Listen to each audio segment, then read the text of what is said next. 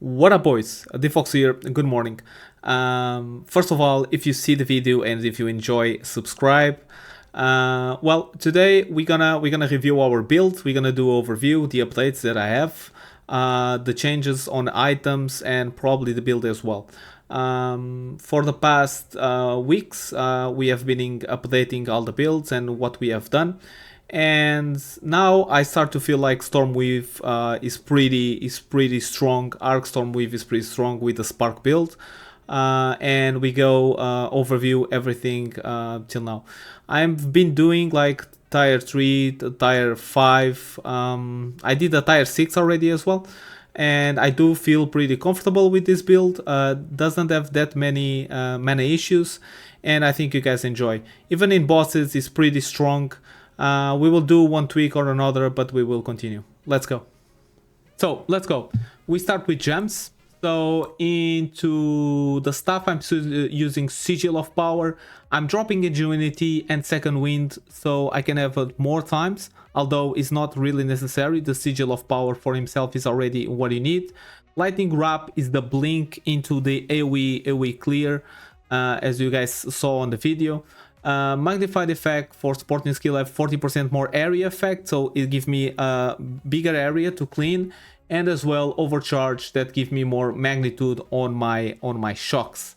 Lightning conduit, although we don't use it that much in bosses, sometimes it's pretty useful. I use consecrate effect, support skill deal 40% more area damage, and rising tempest, support skill 12 more elemental damage. And as well, you can use with fire this rune. I think one of my fellow colleagues dropped a video about Rising Tempest. Go check him out on YouTube. Mana Tempest, this is one of your main abilities, and this ability I'm using Premeditation. Skill empowered by support skill deal 15% more damage. Using Murder Intent, skills empowered by support skill have a Conjuring Strike, and using Inspiration support skill have 40% less cost. Remember that Mana Tempest is the one of the spells that costs you more mana, okay? So it's going to dry you up if you don't use it properly. I'm using Conductivity and of course Ident Curse as well of Focused Curse, both of them to increase the effect, and skill erupt after 30% reduce delay, so increase the effect and delay the time that the curse goes down. Archmage by himself, unfortunately, GGG didn't drop so many support skills for this spell, although Archmage is one of the main spell of this build, right? Frostwall, as you guys saw in the video as well, is a way that you can defend yourself, although sometimes you're going to use it as damage because some of the mobs can come with higher lightning resistance, so you can use Frostwall as well to defend yourself and do damage. So I'm using Control Destruction for 30% more damage with the alignments, and Ice Crystals, so the Ice Wall has less life and can destruct himself faster. Orb of Storms is one of the spells that you're gonna use the most. Why? Because give you exposed to lightning and can work as a fount of mana. What I'm trying to say is, like, I'm using lightning expose, so support skill effect lightning expose for 8 seconds on shock an enemy, and I'm using as well fount of mana, as I was telling you. Fount of mana is going to increase 40% your mana hash. So the way that you want to build, the way you want to play this spell is more between you and the mobs, the enemies, the NPCs. A Spark is the build that I'm using. I tried to corrupt it for the 4 socket or 5 sockets. Didn't happen yet, although you can use Spark or Arc. For now I'm using Spark. I do feel more comfortable, and I'm using the one of the normal support gems that is like support skill F25% more cast with Arcane Tempo. I'm using Unleash so I can have way more damage as well, and I'm using Lightning Mastery so I can go up one level of the Spark.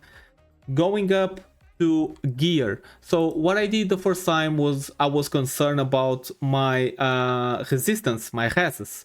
So what I did, I go try to find the most res that I can. Although my helmet have strength because I need strength to equip them. As you guys can see, it has like 22% fire resistant, and it's really important that you try to cap the fastest as you can all the resistance to go to end game. Okay, it's going to save you a lot of health, a lot of deaths into the maps, and when you drop a key of 5 or 6 when you are in the beginning, and if you lose, the key is not really good for you because the possibility to drop another one is really low. So what I'm doing is a helm with 22 fire resistance. We're gonna go to Everlast. I'm gonna explain this. I'm using a normal, it's not that normal because my stuff is pretty good. As you guys can see, it gives you like 3 to level all lightning spells, and you should try to find one of these, okay, that boosts your lightning spell skills up so your spark can do more damage. Although in my build I'm using a two-handed staff, you can use as well one-handed with shield, and instead of having my build go for the build or go for the shield build in lightning, that is going to be pretty helpful for you. I'm using this ring because of the cold resistance, 34% and 20% in lightning resistance. As well, my gloves with 20 and 24.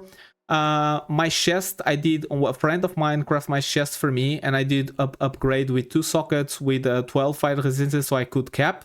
And remember, that is really important in any Arc Stormweaver build. It's really important for you to build up your energy shield. As you guys can see, my chest has almost 40%, 39% increased energy shield. That is going to help you a lot in the long run. And now the fire resistance, cold resistance, and light resistance. This chest is pretty good. I'm using a boots as well with a cold resistance, fire resistance. Do not forget to buy 1 boots with movement speed. Movement speed is life on this game, as you guys can see and realize by now. The belt is 29 light resistance and 9% reduced charm. Use it is not really that helpful, but the 12% increased flask life recovery rate is really important. We go now for our friend Everlasting Gaze. This is a really normal amulet that gonna cost you between 30 exalted gems and 40 exalted gems. Mine has like 24% of maximum energy shield, and I'm going to explain this amulet into my build. Okay, let's go for my passives. So right now I'm using the double shock. So every time that I shock twice, so I do more damage, okay? My build is concentrated in mana rage, shield, and lightning exposure and damage exposure. By now I'm going for the cast speed, as you guys can see over here, but I will explain you later. In the beginning I start to build up on my left side with the lightning, and then forward I realize, okay, this is not the way that you play Archmage. You need to shield, you need to mana rage, you need a lot of shield because of the talent and the amulet I'm going to explain. So I just pick up the elements, I pick up the increased spell power, I change for the cast speed, I come for the energy shield into more mana, into more energy shield, into more int. I'm sorry, and basically what you most want to pick up on this build is exactly that, is the int, is the mana shield, and all the notes. You guys even can follow this. If you increase insightfulness, is a really cool a talent that increase maximum energy by 18% and 12 mana rage by 12% with 6% increase of int. That is pretty cool. And then I come downside and I'm gonna pick up the 25% increase mana, as well the 20% magnitude shock on inflict. That is awesome when you are in the beginning and you don't have that much damage and mana rage. That will help you a lot. Passing forward, I go for 10% increase elemental damage, putting more damage into the build and putting as well more damage and shock. After that I come on the left, I pick up those 2 notes. One of them is the shock and lightning damage as cold, and another of is like the lightning damage as well, but cast speed with 8%. That is going to help you a lot. One of the talents that is the most used by any Arc Stormweaver mage is Eldritch Battery, that comes with the amulet. Okay, so every time that you pick this talent, what is going to happen is converting all of your energy, I mean all of your energy shield, into mana. Okay, this is where the magic of Stormweaver happen. Although do not forget, using this talent without this one is not really it doesn't work. Okay, We do use to convert all energy shields to mana, and then we convert the mana into spell power. That is the beauty, that is the magic around this. Remember, you just can use Eldritch Battery when you have Everlasting Gaze Amulet. Why?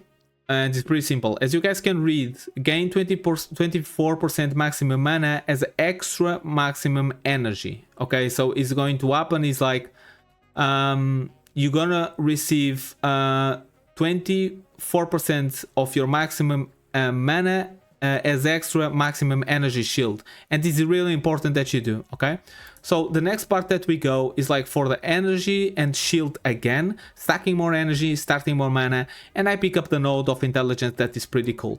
One of the two talents that you need, that you should pick up, is increased shock and magnitude. That's always shocking, always basically is always mana, always shield, always shocking. And the other one is like increased lightning damage per 10 int that you have. So you should stack int, you should have shock, you should have attack speed, and you should have energy. Passing by, we pass by these nodes, always stacking int, and it's really important that you do. Drop the jewel that you have. Okay, I did choose energy shield, of course. That is the most, like, the better jewel that you can drop here. Although if you don't have one, drop the one that you could drop. It's okay. I drop here and I pick up like the 4% element penetration with the three of those, like 4, and then I got like 40% increased element damage if you deal the critical hit recently, and 20% increased critical chance. So every time that you crit, you do 40% more damage into the element damage. As you guys, I think in the beginning when I killed the boss, you guys could see that the health will just go really fast down. This is when the storm charge procs. Okay, so one of the other ones that is really important is like the crucial for Stormweaver is 10 increase percent mana regeneration rate, but as well do not forget to pick up your Touch of Arcane. Any build of Stormweave, any build of Stormweave is using Touch of Arcane, even if you are using my build or if you are using the shield build. Okay, that my build goes to the right, the shield build goes to the left. I pick up these 3 nodes, so both of them at 10%, 15% effect on Arcane Surge on you. That is pretty cool. Arcane Surge is a shield into attack speed, and more 15% of Arcane Surge, and then I pick up the Touch of Arcane. That is pretty good, and it's going to help you a lot. That 40% increase effect of Arcane Surge on you as well. So when you realize is a lot of mana hash, a lot of attack speed. Okay. In the future, I'm gonna try, probably I will see other builds as well, but I'm gonna try out using the Essence of Storm, 5% damage into extra lightning damage, and 30% increased shock. I'm gonna use the 30% increased damage if you dealt a critical strike as the same thing that you read there. I'm gonna try to stack and see if we can get between the crits, if you can get more damage. And the other one that I'm going to use is like 3% skill speed into 5% skill speed and 15% mana hash. Okay. After these ones, I really want to try probably the mana hash over here,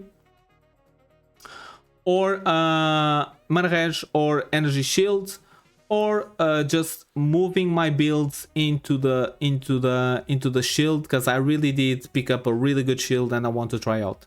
So for now, this is my update. As you guys can see, I was clearing like pretty good.